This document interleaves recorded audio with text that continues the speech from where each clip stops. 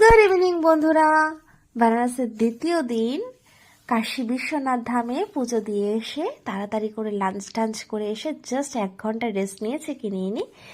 আবার আমরা সন্ধেবেলা হবে হবে করছি, ওই সময় বেরিয়ে পড়েছিলাম সপরিবারে যে সন্ধ্যা আরতিটা আস্সি ঘাটে নৌকার থেকে বসে দেখব।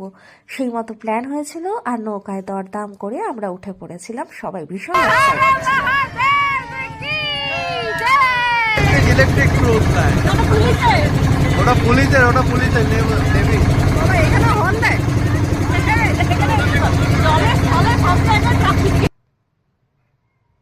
আমরা যখন জাস্ট সন্ধ্যাটা হবে হবে ঠিক সেই সময় বোট রাইড করতে উঠেছিলাম।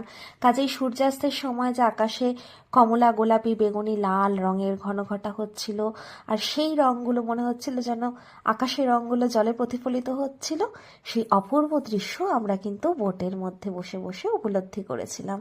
আর সাথেই দেখো দূরের ঘাটগুলোর থেকে মনে হচ্ছে না নৌকাতে চড়তে চড়তে যেন পুরো শহরটা আলোয় ভেসে যাচ্ছে।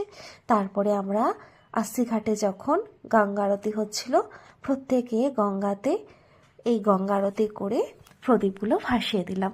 তাও বলবো বন্ধুরা, তোমরা তো দেখেছো আমি কিন্তু আবার চতুর্থ দিনে আস্সি ঘাটে বসে গঙ্গা আরতি দেখেছিলাম। কেন কি বোট থেকে সে যে পুরোহিতরা মন্ত্রোচ্চারণ করছে, ভজন গাইছে, চারপাশটা একটা ভক্তিতে ভরে উঠছে, সেই ফিলটা আমার আসছিল না।